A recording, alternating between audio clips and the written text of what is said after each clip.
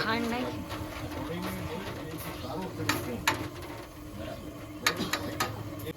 ચોથો સ્ટોર છે મિશન અભિયાન ને 181 પોલીસ હેલ્પલાઇન.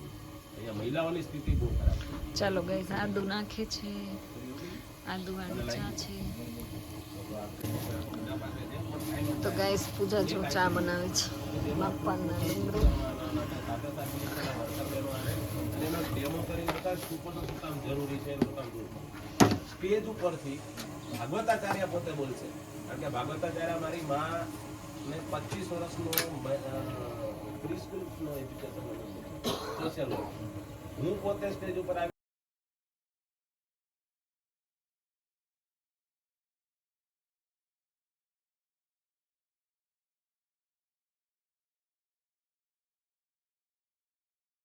એમને જો This is wrong. એને જેકેટ આપવું જોઈએ ને. તમે અડધી કલાક માટે આવ્યા હતા પણ અરે રોકાવણી તમે હતા એટલે વધારે ખોટી થવાઈ ગઈ નકર નો પૂજા અમારે ગાંઠિયા શાક હમણાં બનાવવાની. રોકાવું નથી. આયો તમને બધાને પ્રસાદી આપતો જાવ, ગોઠલીનો મુખવાસ છે. આમ જો એ કેતન ધવલ તું ઈ જ આમને કેતન આવતો નહીં. તો તમે જરા એમને એમાં કેવું તો ગાઈસ જો હવે અલકા આંટી શું ખાય છે?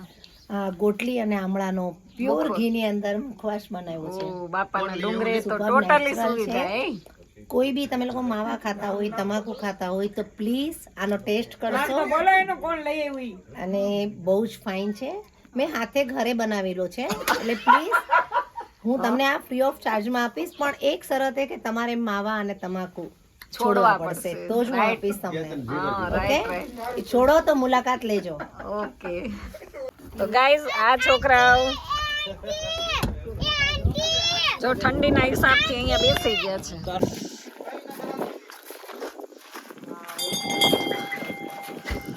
તો ચાલો બધા આવી ગયા છે.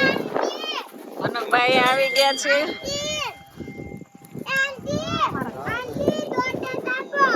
ડીમાં. અને હવે જો આરતીની તૈયારી ચાલુ થાય છે. જનવંતભાઈ આવી ગયા છે અને સરસ મજાની અહીંયા જો આરતીમાં ઘી ને બધું વાટ ને તૈયાર કરી દીધી છે.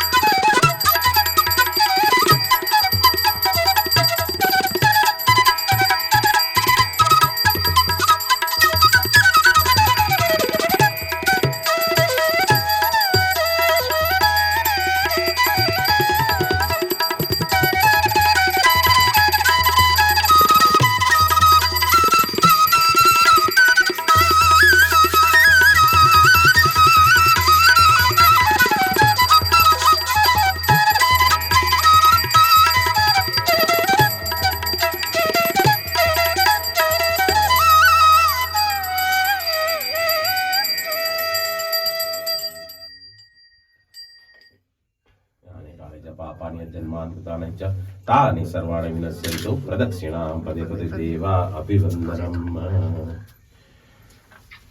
તદપશ્ચાત આરોગ્યાર્થે સ્વાત્મા અભિવંદનમ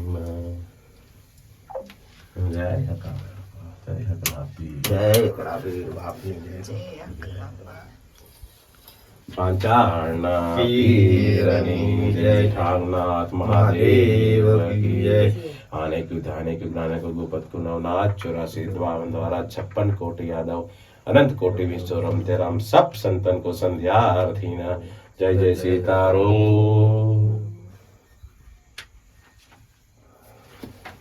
બોલો પંચાળના પીરની જય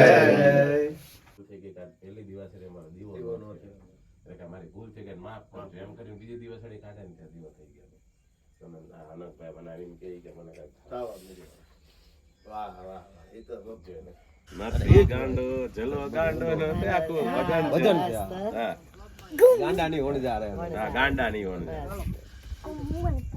અને કરી દીધો ને એને જ કઈક મળ્યું છે ને ઈ તો આ એને જ ભેટે ને બાકી તો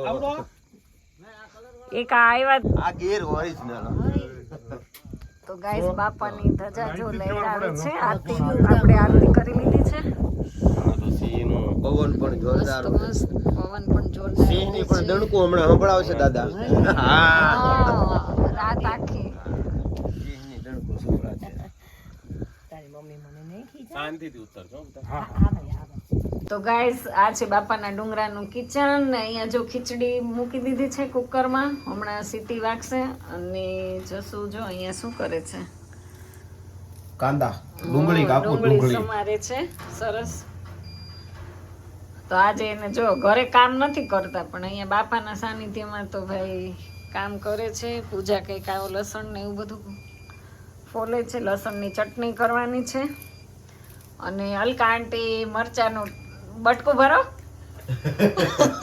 અલકા આંટીએ મરચું લીધું છે અને એ કે મને બહુ તીખું લાગે છે તો ગાઈસ તમે જોઈ શકો છો એક્ટિંગ કરે છે કે પછી ખાય છે જો એ ખાવાનું જ છે હમણાં તળેલું તો એને જો ગાઈસ એ કે હું વર્ક જ કરું છું એ કામ કરી લીધું એને શું મજા આવી તમને બહુ જ મજા આવે છે તો હવે જો નાઇટ હોલ્ટ અહીંયા કરવાનો નાઈટ છે અહીંયા છે રોકા મોર્નિંગ સવારનો તમે મજા જાઓ તો હવે અમે કે નહીં જાય ઉલટું થઈ ગયું હવે તમે જો કહેશો તો આઈ જઈ જવાનું નથી હા હવે તો કે ગાઈસ હવે આમે ઉતરાય એમ નથી હા તો હવે જો આખી રાત જાગશું પડશે આસુર હલવાડી ઉત્તર પૂજાય નહીં નીચે ઉતરાય ને એવું કરાય મારી ફાટી પડી છે તમે લગાવો હવે તો બે બાજુથી હવે કે રાતના પાછો જોશું કે અવાજ આવે છે હા કાંટો પીવડી ઓર કેટલા મોરલા અમને મળ્યા મને રસ્તામાં મોરલો જોવો છે અને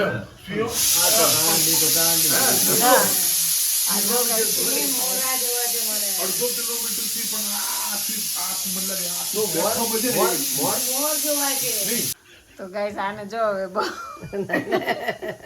હવે શું આ કરો છો તમે તો એ કે મારા મિસ્ટર કે જો હવે બહારનું ક્લાઇમેટમાં હવે પવન નથી આવતો પેલા ખૂબ જ ઠંડી હતી બહાર પછી અંદર આવ્યા ઘરમાં એટલે કે હવા નથી આવતી કે જો હવે હવા વહી ગઈ અરે પણ તમે બહાર તો ઉભા રહ્યો તો તમને ખબર પડે કે કેટલી ઠંડી છે કેટલો ઠંડો પવન આવે છે ઘરમાં તો તમને નહીં અનુભવ થાય ને તો બહાર ઉભા રહી તો ખબર પડશે એટલે હવે બહાર જે આ ગયા છે હવે પાછા આવશે એટલે ખબર પડશે કે કેવી તમને ઠંડી લાગતી હતી ને?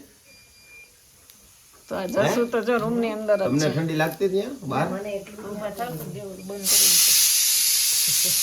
મંથ પાછી આ ફોન લઈ લ્યો તો ધનન લાઈન બતા હા શ્યોર ડિયર ધનનભાઈ પેઇન્ટિંગ ફોટો બરાબર હા એ હોય જ ને.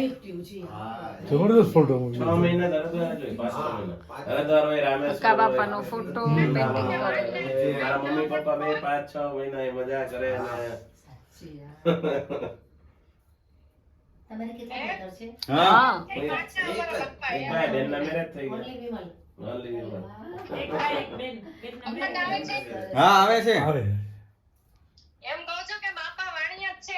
હા એ તો અમને તો પરચો મળી ગયો અમને પરચો તો આવતા 5 મિનિટમાં જ મળી ગયો ઉપર હજી બાપાના દર્શન નથી થયા એની પહેલા જ એને આપી દીધો એટલે હવે તમારે આવું જ પડે કે સવારના હું છે ને ચાલી નહોતો શકતો, પકડીને ચાલતો હતો. અહીંયા ઓલો નીચે ઉતરીને ઉપર ચડીને હું આવ્યો અને એની પછી ઓટોમેટિક દુખાવો બંધ ને બધું નોર્મલ થઈ ગયું. એટલે આજનો પરચો તો મારે બહુ મોટો છે, બહુ સરસ.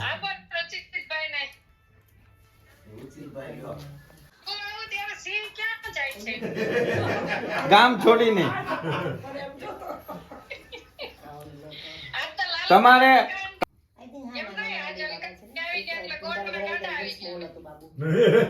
નસીબ લઈને આવ્યા હોય ને તમે હવે આવો ને ત્યારે અહીં જમવાનો કાર્યક્રમ નહીં, આપણે મહાદેવમાં જમી લેવાનું. આ બધાને હું નહોતો લઈ ગયો કોઈને, ખાલી ધનવંતભાઈ ને એકને જ લઈને વયો ગયો હતો. નકર તો એક કે હું તમે જનુ ને ક્યાં લેવો ને એ બધું ન ભેગું થાય. ચૂપચાપ નીકળી ગયો.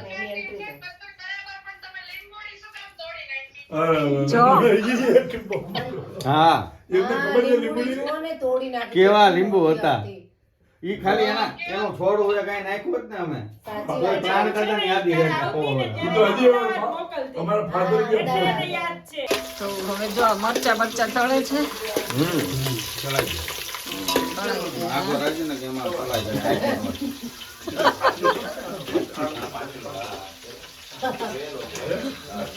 ઈ વ્લોગમાં આવશે, લાઈવ પણ તળાય છે. સરખા તળાય તો કાંઈ તો કાંઈ હવે જો ગાંઠિયાનું શાક બનાવીશ.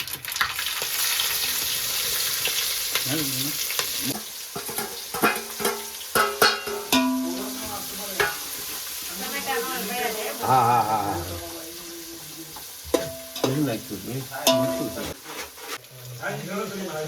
એ શું કામ પાણી નહીં? મને તને એમાં શું ખબર પડે, હવે એ ગળે.